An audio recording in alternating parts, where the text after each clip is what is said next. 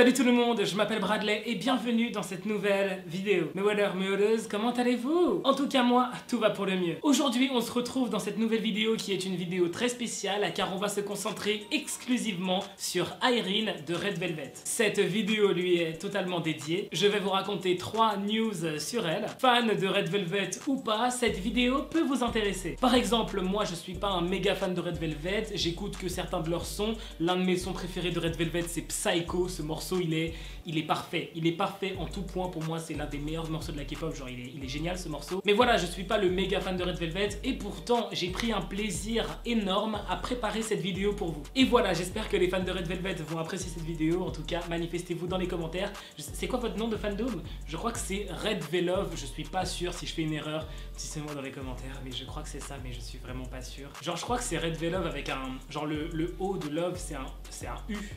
C'est ça ou pas? Tu peux déjà liker la vidéo, ça me ferait super plaisir. N'hésite pas à t'abonner à ma chaîne YouTube et à activer la cloche pour devenir un weller ou une welleuse. Évidemment, si tu n'es pas encore abonné, je ne comprends pas. Et voilà, je vous fais pas plus attendre, c'est parti pour cette nouvelle vidéo.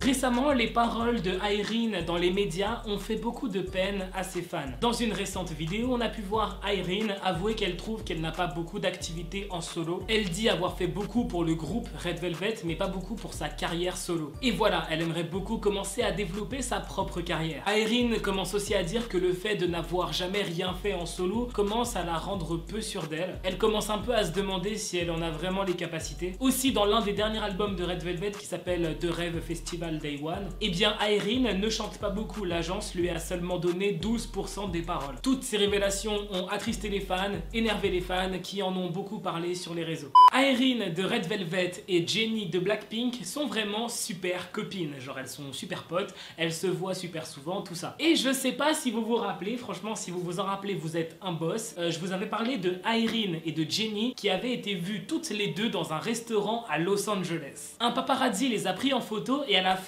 on les voit se disputer pour savoir qui est-ce qui va payer l'addition. Aucune des deux ne voulait laisser payer l'autre. Et au final on avait un peu spéculé mais on savait pas vraiment qui est-ce qui avait fini par payer. Un an plus tard, on a dû attendre un an, et bien on a eu notre réponse dans une émission où se trouvaient Yeri, Seulgi et Irene. Dans cette émission, les fans peuvent envoyer leurs questions et les filles y répondent. Et un fan a envoyé sa question et il a dit voilà, moi j'aimerais savoir qui est-ce qui a payé le jour où Irene a été vue avec Jennie dans un restaurant. Alors c'est Yeri qui a lu la question pour Irene. Tout le monde a commencé à rigoler et au final, Irene a avoué que c'est Jennie qui a payé ce jour-là. Jennie a réussi à payer.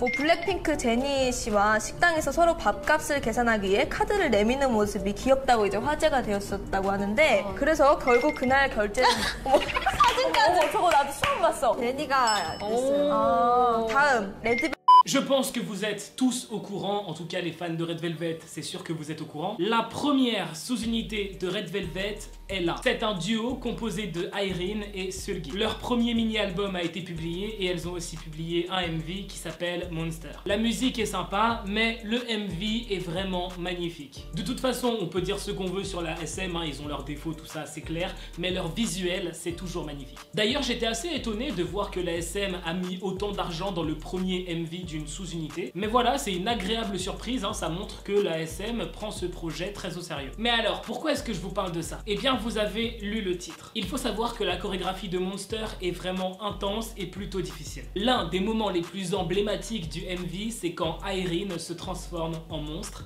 Littéralement. Sauf qu'il y a un mouvement de danse assez compliqué qui accompagne ça. C'est ce mouvement de danse où on voit Irene casser son dos et plonger derrière Seulgi comme ça, c'est complètement dingue. À la base, cette partie de la danse c'était pour Seulgi, c'est Seulgi qui devait plonger derrière Irene. Mais très vite, les filles se sont rendues compte que Irene est beaucoup plus souple, donc que ce serait plus facile pour Irene de plonger derrière Seulgi. Le jour de la sortie du MV Monster, les filles, Irene et Seulgi, ont donné une interview à la radio SBS Radio FM.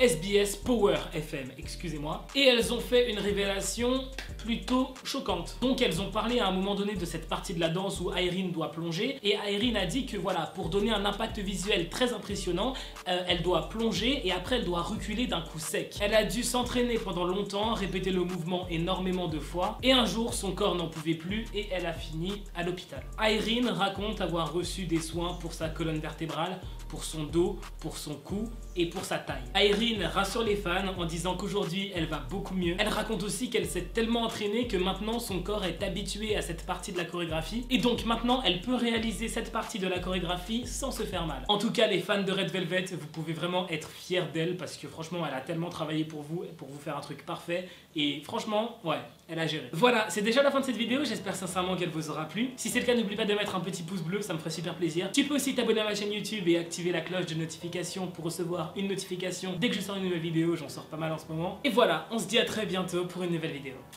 Bye, trop de love entre nous.